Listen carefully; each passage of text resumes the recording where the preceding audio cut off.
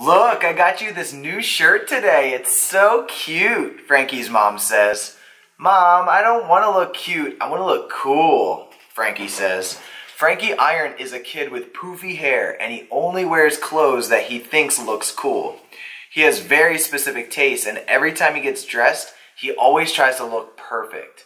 In fact, most of the time, he acts like such a perfectionist that he can't even choose what to wear. So he ends up just putting on the same color jeans and t-shirt he always wears when it comes time to get ready.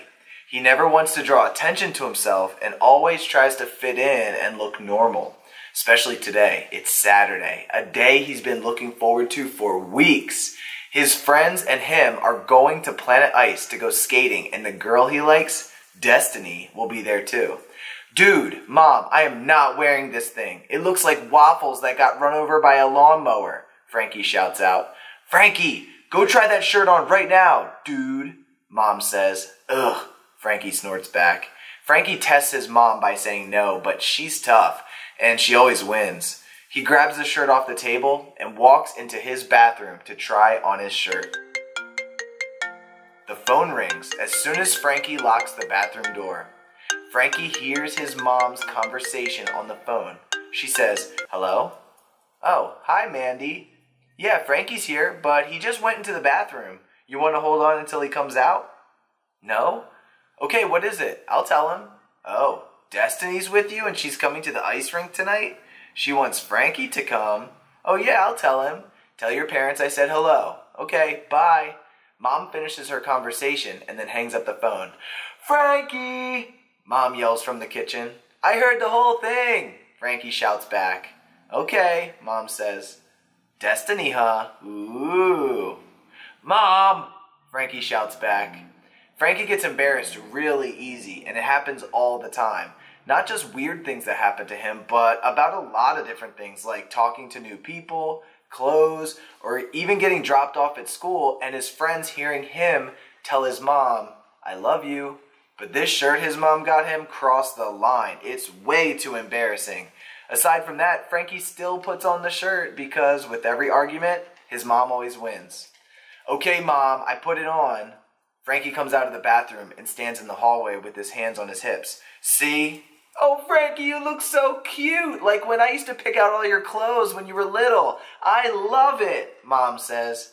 "Exactly, Mom. I don't want to wear it, okay?" Frankie says. "Fine, honey. You can take it off and I'll take it back to the store later." "Thanks, Mom," Frankie says in a tone that expresses, "You saved my life." Frankie stomps back into the bathroom and tries to take off the new shirt. He pulls the front over his face and it seems like it gets stuck at his neck. Inside of the shirt blasts his eyes with pure white light. As he pulls the shirt up a little more, inch by inch, it gets brighter and brighter. Weird, he thinks, with the shirt completely covering his face. He pulls the shirt all the way back down again and looks at himself in the mirror. And he makes a weird face. "What in the world was that?" Frankie says to himself. Then he looks down again and he sees that ugly shirt in the mirror. "Ugh," he says, "I gotta get this shirt off." "Frankie, are you okay in there? You're gonna be late for your date. Your, date with," Mom says, trying to pull off a really bad joke. "Come on, Mom, don't say it," Frankie says, knowing what she's about to say. "Your date with Destiny! Ah, ha, ha," Mom says, proud of her joke, like it's the funniest thing in the world. "Wow, Mom, really bad joke. Jeez." Frankie rolls his eyes. "Okay, I gotta get this thing off or I'm gonna be late." Frankie tries to pull his elbow in through his shirt sleeves, but it won't go. And then he tries the other arm and it doesn't fit either. Then he pulls the front up and it gets stuck, just like it did before. He pulls it all the way up and the light is back. He pulls higher and it gets brighter. He slowly pulls the shirt up one more inch and the light is almost blinding. He squeezes his eyes tight to block out some of the light as he pulls and twists, but the shirt just won't budge. With his eyes completely blocked, Frankie spins around one way and tugs upward. He squats down and then jumps up and tugs more. He spins the other way. He pulls up. He lays down on the floor, still tugging, and rolls over, stands up, bends over, stands up straight, still tugging. Feeling almost defeated, He puts the shirt back down. Ugh, what is up with this shirt? He takes as much of the shirt as he can fit in each hand, and in one strong and smooth pull, he tries to yank it up and over his head. As his hands reach his face, he sees the bright light, and as it goes as high as his hair, he begins to hear a weird sound. And as his motion carries the shirt higher, the light and sound gets louder and brighter until Frankie feels the shirt come off and over his head, and he's free. The shirt is off, and he throws it on the bathroom floor, but surprisingly, it makes a sound.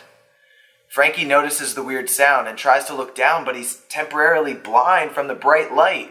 He feels exactly the same as when his mom takes his picture with the camera's flash on. His vision starts to return, and it's blurry.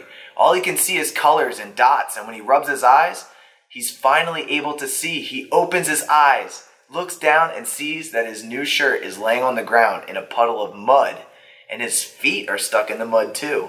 What? Frankie says as he looks up and realizes it's not just a puddle of mud. It's a huge mud bog, and they are definitely not in the bathroom anymore. Frankie hears loud footsteps in the distance, behind the trees, and the sound is getting closer. Whether this is a dream or not, I do not want to be around whenever that big thing or ogre or whatever it is gets here, Frankie says.